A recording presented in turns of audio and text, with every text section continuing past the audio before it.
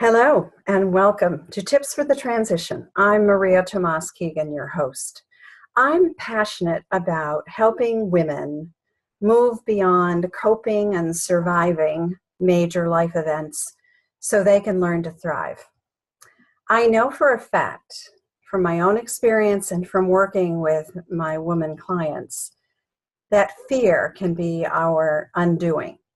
It can stop us in our tracks, and it can keep us stuck where we are instead of allowing us to spread our wings and step outside our box and becoming who we're meant to be.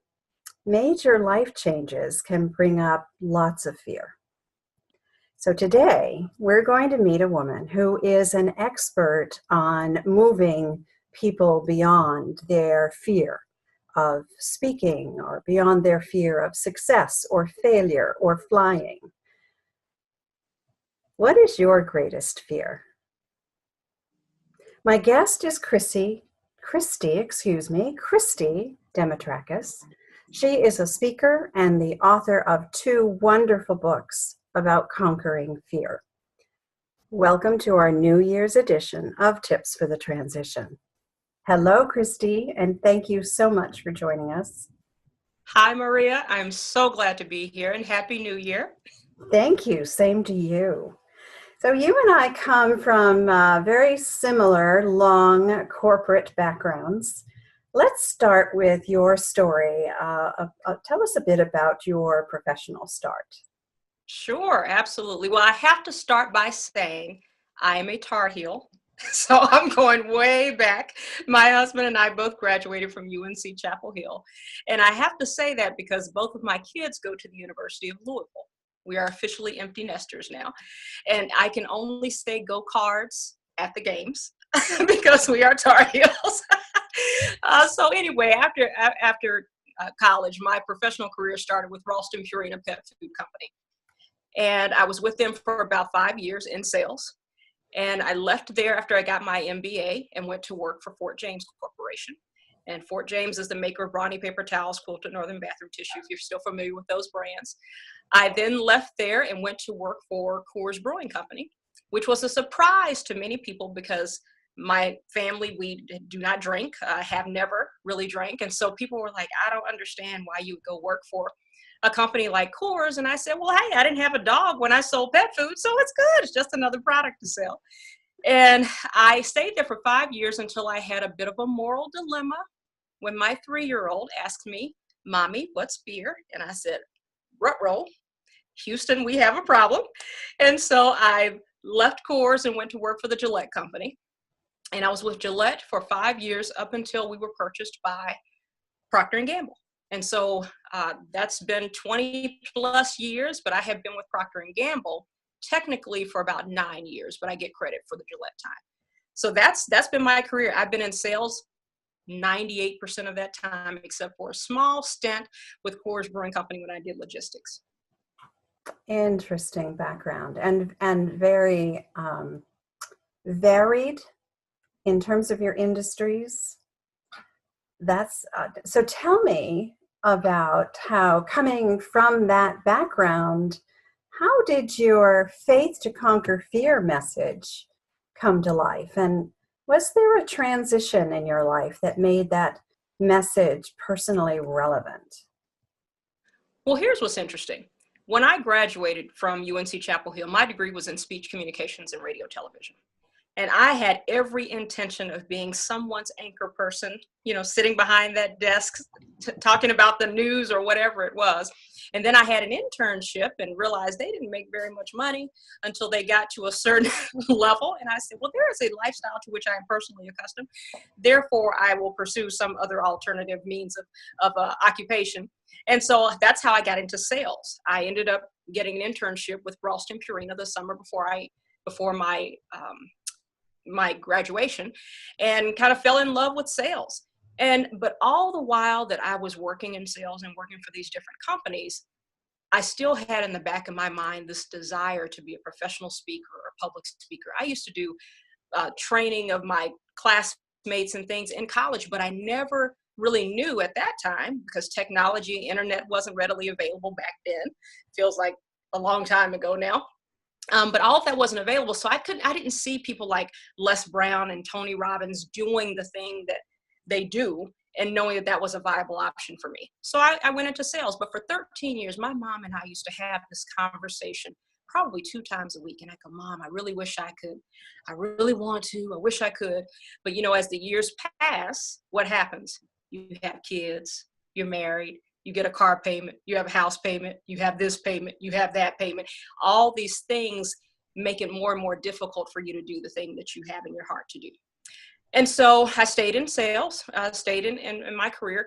And so about the time when I came to Ralston, not Ralston Purina, Procter & Gamble, I was looking to be promoted. When I came out of college, my goal was to be the vice president of somebody's company. I didn't care whose company it was, and clearly I've worked for 5, but I always knew I would need to be the vice president of somebody's company. But as I got further and further along in my career and my desire increased to be this professional speaker, public speaker, I started to realize the real reason I really wanted that vice president title was so that it would give me credibility with people. Because I didn't feel like people would listen or believe that my experiences were valuable without that criteria, without that big title behind my name. And so I was striving. And at Procter & Gamble, we have this thing called a list, a promotable list. And from band 1, band 2, band 3, band 4, those are our salary ranges. There's this list. And if you're on this list, then you're eligible to be promoted. Okay. And so from the time I was with P&G, one minute I was on the list, then it seems like I wasn't on the list, and then I was on the list, and I wasn't on the list. So it was really a roller coaster.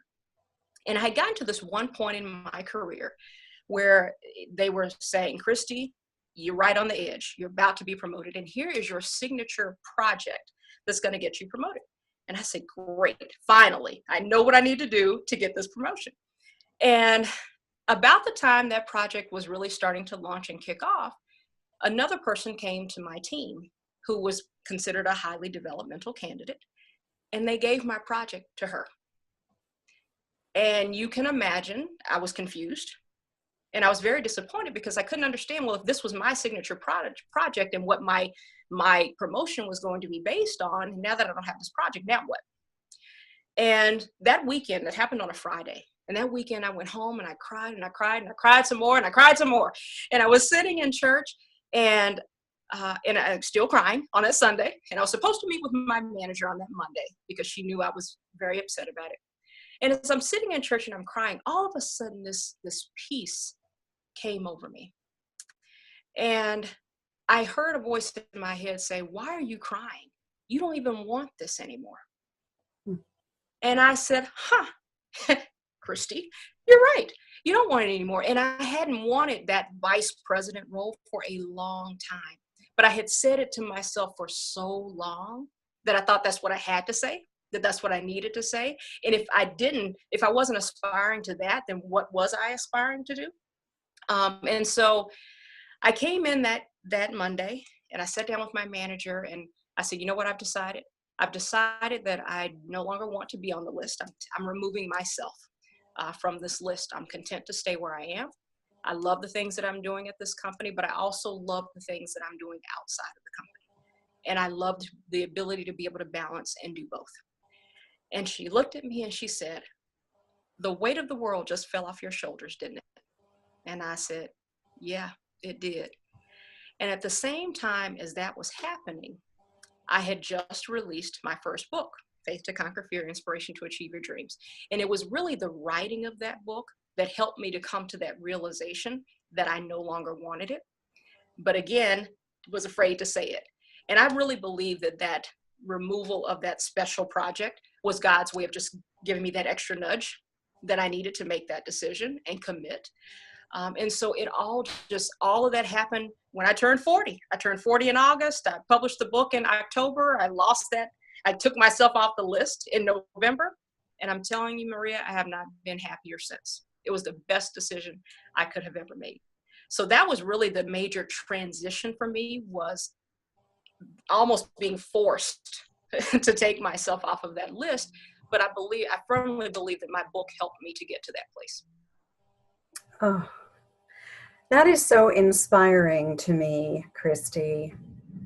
because so many of us, we think and believe we want something for a very long time, and it becomes part of our DNA. I don't know how else to explain it. Every behavior that we portray just solidifies that belief. And it's just so inspiring to me that the writing of your book, Faith to Conquer Fear, the first one, helped you without even realizing it until you got to church that morning. And it became very clear to you. The angels came, God spoke, whatever it was for you, it became very clear to you. And I think many transitions are just like that. Finally, the clarity comes. For me, I've always said about when it happens for me, it's like light dawns on marble head. That's what it is for me. So I thank you very much for sharing that part of your story, because I think it will help greatly to frame the rest of our conversation very well. So, to our listeners, we're going to continue this chat with Christy, and you're going to hear about the art of conquering fear. It is a 3-step process to help you overcome the limiting fears keeping you from reaching your goals and dreams. So I invite you to stay tuned for the next video when Christy is going to share step 1, which is called acknowledging. Meanwhile, Christy has generously offered to share chapter 1 of her second book, Faith to Conquer Fear, The Journey, with you. So to request it, take a look at the link below the video here. Mark that down or click on the description below the video, and that'll take you to the link. So thank you so much, Christy, for joining us today. You're very welcome. And for all of our viewers for joining us as well. And please watch for the next in the series of conversations with Christy as she shares more of the art of conquering fear. Let me leave you with this quote from the Bible. It's in 2 Timothy 1:7. It's one of my favorites. And when you download Christy's chapter 1, you're going to see it again. For God has not given us a spirit of fearfulness, but one of power, love, and sound judgment. Keep that in mind. Till next time.